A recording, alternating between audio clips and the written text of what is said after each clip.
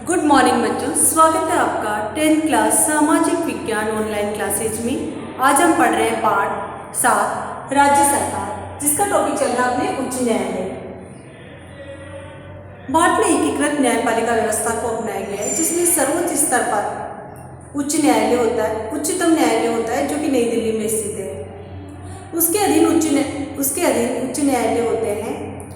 वर्तमान में 25 उच्च न्यायालय हैं। राज्यों में सर्वोच्च न्यायिक संस्था उच्च न्यायालय होता है। अनुच्छेद 214 में कहा गया है कि राज्यों में एक उच्च न्यायालय होगा। एक से अधिक राज्यों के लिए भी एक उच्च न्यायालय हो सकता है।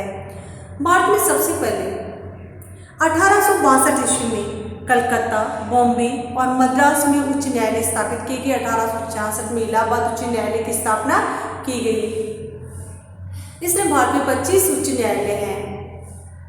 अपनी राजस्थान में उच्च न्यायालय जोधपुर में स्थित है और जिसकी खंडपीठ जयपुर में स्थित है।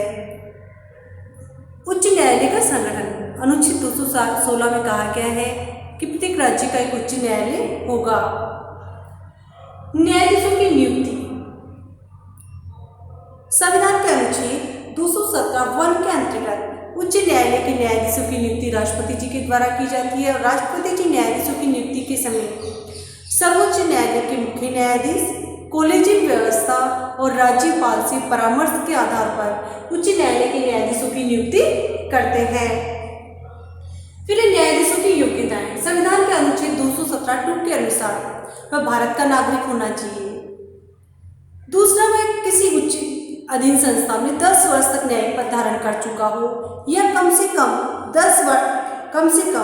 10 वर्ष तक अधिवक्ता अर्थात वकील रहा हो, जिसने न्यायालय में वकालत की हो, वही व्यक्ति उच्च न्यायालय का न्यायाधीश बन सकता है। फिर कार्यकाल अनुच्छेद 217(1) के अनुसार उच्च न्यायालय के न्यायाधीशों का कार्यकाल 62 वर्ष या 5 साल, दोनों में से जो भी पहले हो। दूसरा, इसमें न्यायाधीश राष्ट्रपति को संबोधित करके अपना त्यागपत्र दे सकता है। न्यायाधीशों को समय से पहले नहीं हटाया जा सकता। संसद द्वारा निर्धारित विधि के अनुसार इसे अपने समय से कार्यकाल से हटाया जा सकता है। न्यायाधीशों द्वारा शपथ, न्यायाधीशों को शपथ दिलाने का कार्य राज्यपाल करते हैं। फिर न्यायाधीशों का स्थानांतरण, न्यायाधीशों का स्थानांतरण राष्ट्रपति जी के द्वारा सर्वोच्च न्यायालय के मुख्य न्यायाधीश के परामर्श के आधार पर किया जाता है। न्यायाधीशों के वेतन और भत्ते समय समय पर संसद तय करती है और उसमें फेरबदल कर सकती है। अब अपन देख सकते हैं कि उच्च न्यायालय सरकार से प्रभावित हो सकता है, उसके निर्णय भी प्रभावित हो सकते हैं। तो ऐसी कौन सी व्यवस्था हो कि उच्च न्यायालय स्वतंत्र होकर के कार्य कर सके, न्यायपालिका स्वतंत्रतापूर्वक अपना कार्य कर सके। तो उच्च न्यायालय की स्वतंत्रता के लिए कुछ विशेष प्रावधान है, जैसे कि नियुक्ति के लिए विशेष प्रक्रिया। न्यायाधीशों की नियुक्ति सरकार के द्वारा नहीं की जा सकती, बल्कि न्यायाधीशों की नियुक्ति विशेष प्रक्रिया कॉलेजियम व्यवस्था के आधार पर की जाती है। दूसरा, निश्चित कार्यकाल, न्यायाधीशों का कार्यकाल निश्चित होता है, 62 वर्ष या 5 वर्ष, दोनों में से जो भी पहले, उससे पहले उन्हें नहीं हटाया जा सकता। संसद में न्यायाधीशों के आचरण पर चर्चा नहीं हो सकती महाभियोग प्रस्ताव के अतिरिक्त। महाभियोग प्रस्ताव लाया जाता है अगर न्यायाधीशों पर सिद्ध कदाचार या असमर्थता के आधार पर ही न्यायाधीशों के खिलाफ महाभियोग प्रस्ताव लाया जा सकता, अन्यथा न्यायाधीशों के आचरण पर चर्चा नहीं हो सकती। अवकाश ग्रहण करने के बाद में जो उच्च न्यायालय के मुख्य न्यायाधीश हैं, अन्य न्यायाधीश हैं, अवकाश ग्रहण करने के बाद अपने अधीन किसी अन्य न्यायालय में प्रैक्टिस नहीं करेंगे। स्थानांतरण, अपने कार्यकाल समाप्त होने के बाद में अन्य न्यायालयों में प्रैक्टिस नहीं करेंगे।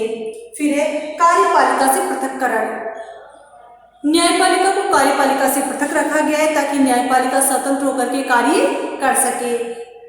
तो इससे न्यायपालिका की स्वतंत्रता के लिए प्रावधान है। नियुक्ति के लिए विशेष प्रक्रिया, निश्चित कार्यकाल, संसद में न्यायाधीशों के खिलाफ चर्चा, न्यायाधीशों के आचरण पर चर्चा नहीं, अवकाश ग्रहण करने के बाद अधीन किसी न्यायालय में प्रैक्टिस नहीं कर सकते और कार्यपालिका से पृथक्करण। इसलिए उच्च न्यायालय न्यायाधीश स्वतंत्र होकर के अपना कार्य कर सकते हैं।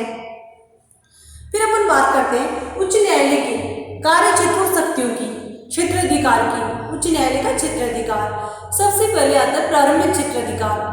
प्रारंभिक क्षेत्राधिकार में प्रारंभिक क्षेत्राधिकार में संसद या विधानमंडल के सदस्यों के निर्वाचन संबंधी विवाद, राजस्व एकत्रीकरण संबंधी विवाद जैसे कि मौलिक अधिकारों से या वसीयत से, विवाह विधि संबंध, इनसे संबंधित विवाद सर्वोच्च उच्च न्यायालय के प्रारंभिक क्षेत्राधिकार में आते हैं। दूसरा, याचिका अधिकार का संविधान के अनुच्छेद 226 के अंतर्गत उच्च न्यायालय बंदी प्रत्यक्षीकरण याचिका, अधिकार पर्चा, उत्प्रेषण लेख, परमादेश याचिका जारी कर सकता है।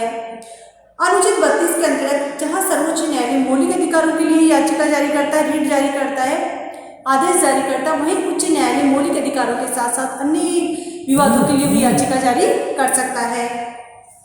फिर अपीलीय क्षेत्राधिकार, अपील के लिए 3 प्रकार का है, सिविल अपीलीय क्षेत्राधिकार, आपराधिक अपीलीय क्षेत्राधिकार और संवैधानिक अपीलीय क्षेत्राधिकार। सिविल में आता है आयकर, पेटेंट, डिजाइन, उत्तराधिकार आदि मामलों से संबंधित विवाद।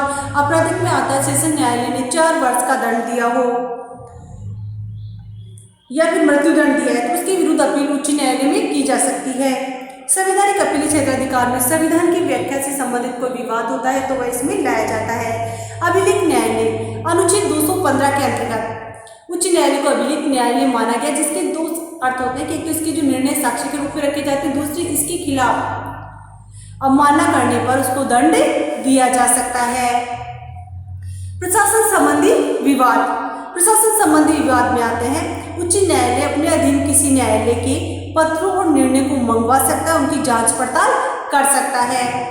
उच्च न्यायालय का कर्तव्य है कि अगर अधीनस्थ न्यायालय अपनी शक्ति सीमा का उल्लंघन करते हैं तो अपने कर्तव्यों का निश्चित विधि के अनुसार पालन नहीं करते हैं तो किसी भी बात को एक न्यायालय से हटाकर दूसरे न्यायालय में विचार या निर्णय के लिए रखवा सकता है, अपने पास मंगवा सकता है। न्यायिक पुनरावलोकन, राज्य में विधानमंडल कार्यपालिका मौलिक अधिकारों का उल्लंघन करते हैं, ये संविधान का अतिक्रमण करते हैं तो ऐसी विधि में विधानमंडल या कार्यपालिका द्वारा बनाई गई विधियों को उच्च न्यायालय अवैध घोषित कर सकता है, जिसे न्यायिक पुनरावलोकन कहा जाता है। क्योंकि जो न्यायालय है संविधान की व्याख्या करता है, न्यायपालिका और संविधान के संरक्षण का कार्य करती है। Thank you.